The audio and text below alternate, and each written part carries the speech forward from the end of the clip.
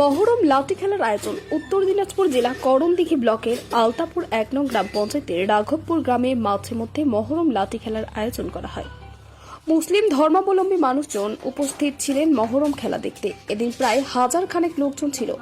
বিভিন্ন জায়গা থেকে মহরম লাঠি খেলার দল আসে। উপস্থিত ছিলেন আলতাপুর ১ নং গ্রাম পঞ্চায়েতের প্রধানের প্রতিনিধি সমাজসেবী শামসুল হক সহ বিশিষ্ট ব্যক্তিরা।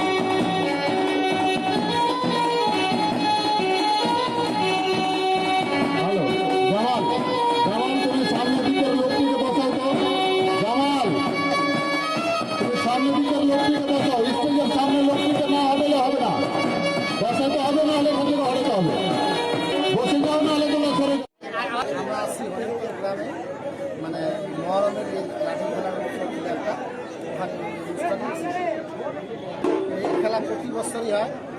খুবই ভালো লাগছে যেহেতু সবাই নিজেদের মধ্যে ভাই ভাইয়ের যে কাজ করছে। আর মহরমটা বর্তমানে আমাদের একটা সাংস্কৃতিক উৎসবের মতো।